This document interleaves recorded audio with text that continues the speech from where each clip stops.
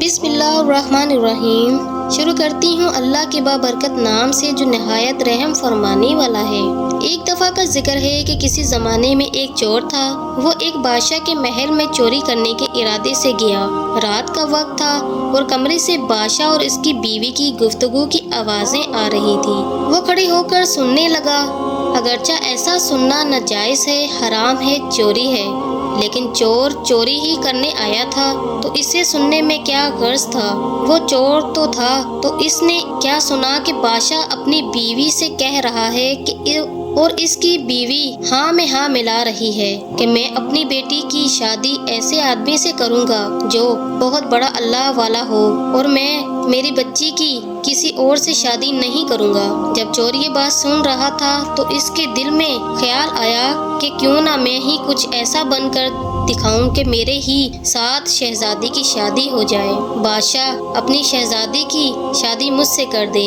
دل میں ایک حوث پیدا ہو گئی۔ اب وہ چوری کو تو بھول ہی گیا تھا، لیکن دھوکے پر اتر آیا۔ گھر میں جا کر بہت دیر تک سوچنے لگا کہ کس طرح میں اس بات میں کامیاب ہو سکتا ہوں۔ ایک ترتیب آئی۔ اس کی سمجھ میں آئی کہ بادشاہ کے محل کے قریب ایک مسجد ہے۔ میں اس مسجد میں جا کر بزرگانہ لباس پہن کر اور اس کی واضح قطع اختیار کر کے وہاں دن رات عبادت میں مشغول ہو کر بیٹھ جاؤں۔ شدہ بادشاہ تک بات پہنچے گی کہ کوئی آدمی یہاں ایسا متقی پرہیزگار ہے جو دن رات اللہ کی عبادت میں مصروف ہے۔ ہو سکتا ہے کہ بادشاہ کی نگاہ انتخاب میرے اوپر پڑ جائے اور میں چن لیا جاؤں اور شہزادی سے میری شادی ہو جائے۔ بھائیو، یہ اس کا ایک نہایت حقیر اور ذلیل دنیاوی مقصد تھا جس کے لیے اس نے یہ ارادہ کیا، اور اس نے اپنے پروگرام کے مطابق بزرگانہ لباس اور پوشاک وضاحت قطع اختیار کر کے اس سے مسجد میں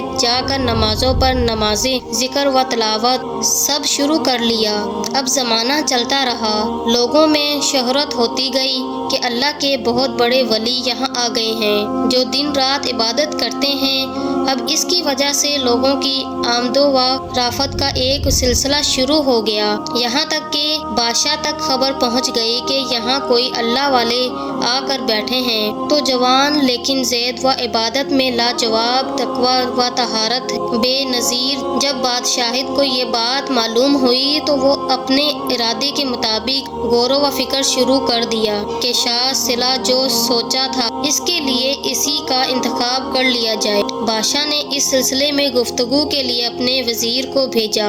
وزیر اس شخص کے پاس مسجد میں جا پہنچا اور اس نے باادب اس سے کہا کہ میں آپ کی خدمت میں عالیہ، میں بادشاہ جہاں پناہ کی طرف سے آیا ہوں ایک پیغام لے کر۔ اس نے کہا کہ کیا پیغام ہے؟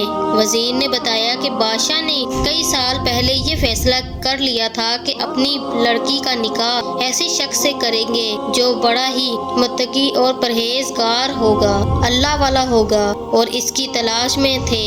اب جو نظر گئی تو نظر انتخاب آپ پر آ کر رک گئی ہے، لہٰذا بادشاہ نے مجھے بھیجا ہے کہ اس سلسلے میں آپ سے گفتگو کروں۔ اگر آپ اس کے لیے تیار ہو تو فرمائیں، اگلی نشست کے اندر اس سلسلے کی کارروائی آگے بڑھائی جائے۔ یہ شخص جو دراصل اسی تمنا اور آرزو میں یہاں آ کر بیٹھا تھا، وہ بہت دیر تک یہ وزیر کی گفتگو سنتا رہا۔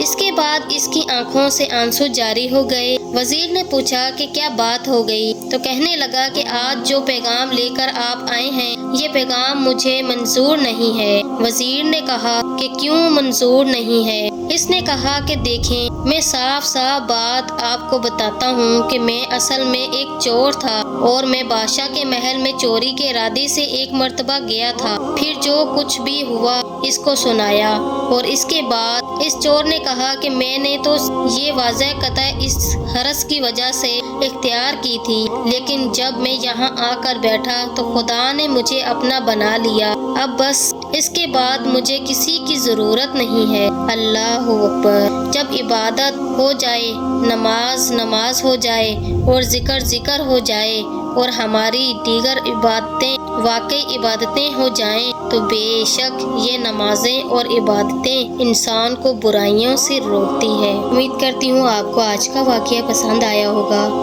تو اگر آپ میرے چینل پر نیو ہیں تو جلدی سے سبسکرائب کیجیے اور بیل آئیکن کو پریس کر دیجیے تاکہ میری تمام آنے والی ویڈیوز آپ تک پہنچ سکیں۔ ملتے ہیں اگلی ویڈیو میں، تب تک کے لیے مجھے اجازت دیں۔ اللہ حافظ۔